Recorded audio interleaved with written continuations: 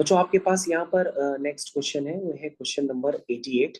बच्चों ये question number 88 में ये सिर्फ एक लिखने का मेथड है, जैसे 5050। जो 5050, तो बच्चों आपको ये समझ में आना चाहिए कि अगर हम 1 1 दो बार लिखते हैं तो वो 2 ही होता है। 1 1 1 तीन बार लिखते हैं तो वो 3 बन जाता है। ऐसे करते करते करते बच्चों 1 1 1 हमने कितनी बार लिख दिया? 5050 टाइम्स लिख दिया। यानी बच्चों आपको ऐसा सोचना है कि 5050 को हमने 1+1+1+1+ करके कितनी बार लिख दिया? 5050 टाइम्स लिख दिया। अब बच्चों आपको करना क्या है? ये जो 1111 आपने लिखा है, और अगर आप अपने क्वेश्चन को पढ़ेंगे तो उस क्वेश्चन की तरफ आपका ध्यान जाएगा कि ये जो क्वेश्चन है ना, उस क्वेश्चन में यहाँ पर 1 लिखा है, यहाँ पे 2 लिखा है, यहाँ पे 3 लिखा है। ऐसे करते करते आपका इसमें नंबर ऑफ टर्म्स आपको नजर आ रहे होंगे कि भाई इसमें जो आपका माइनस करके दूसरा ब्रैकेट गिवन है, उस दूसरे ब्रैकेट में 5050 टर्म नहीं है, उसमें 5049 टर्म्स है। कितने हैं? 5049 टर्म्स है। तो तुम कहोगे सर, जब आप 5050 को 1 1 1 करके 5050 बार लिखेंगे तो उसमें आपका एक 1 तो रह जाएगा, क्योंकि आप टारगेट क्या करना चाहते हैं? आप टारगेट ये करना चाहते हैं कि सबसे पहले आप अपने क्वेश्चन में 5050 को आपने इस तरह लिख दिया, यानी 5050 टाइम्स लिख दिया। ये देखिए, लिखा। उसके बाद जो बच्चों दूसरा ब्रैकेट है ना, वो दूसरे ब्रैकेट में देखिए जो 1/2 लिखा है, तो नीचे भी आपको 1/2 ही नजर आ रहा है। नजर आ रहा है ना? देखो, ऊपर भी 1/2 है, नीचे भी 1/2 है। ऊपर 2/3 है, तो 2/3 क्या होता है? 1 - 2/3 इज 1/3। 1 - 3/4 इज 1/4। 1 - 5049 अपॉन 5050, मतलब आखिरी वाले टर्म को भी 1 से माइनस करोगे तो ये आ जाएगा।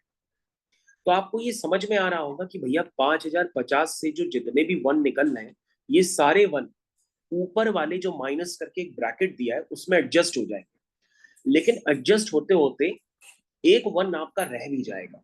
ये बात आप समझने की कोशिश करिएगा, क्योंकि बच्चों यहाँ पे लिखा है 1/2, यहाँ पे लिखा है 2/3, यहाँ पे लिखा है 3/4। ऐसे ऐसे करते करते जो आखिरी में 5049 लिखा है ना, तो वहां पर नंबर ऑफ टर्म्स की काउंटिंग हो जा रही कि भैया वो 1 से चालू होकर के 5049 ही तक तो है।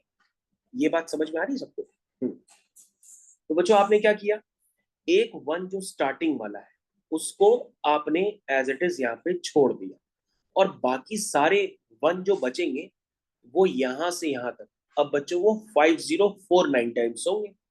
और बच्चों ये वाले टर्म्स भी जो है वो कितने हैं? 5049 ही है। तो ये सारे 1 जो 5049 है, पहले वाले 1 को छोड़ करके, वो सब एडजस्ट हो जाएंगे बाकी सारे टर्म्स के साथ, जिसको मैं एडजस्ट कर रहा हूँ। जैसे दूसरे 1 को मैंने वहां पे हाफ के साथ एडजस्ट किया, फिर शुरुआत से तीसरे वाले 1 को मैंने किसके साथ? 2/3 के साथ एडजस्ट किया।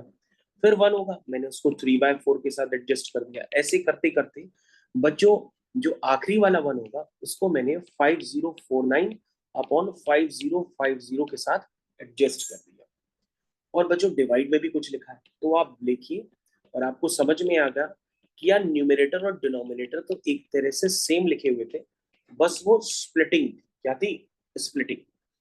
तो बच्चों ये हो गया 1, और ये हो गया हाफ, ये हो गया 1/3। समझ में आ रहा?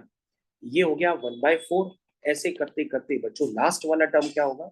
1/5050। अब बच्चों देखो, डिनोमिनेटर में भी तो वही लिखा है। अगर आप ध्यान से देखें तो डिनोमिनेटर में भी आपको वही नजर आ रहा है ना? यानी बच्चों ये क्वेश्चन सिर्फ भूल भुलैया था, ऊपर और नीचे सेम टर्म्स आपको अलग तरीके से लिख के दिए गए थे। और बच्चों ये जो एक्सप्रेशन, ये x अपॉन 5050 के बराबर है। तो बच्चों ये टर्म्स कैंसिल हो जाएंगे, तो यहाँ से x की वैल्यू आ जाएगी 5050। अब बच्चों आप आंसर मैच कर लीजिए। Thank you.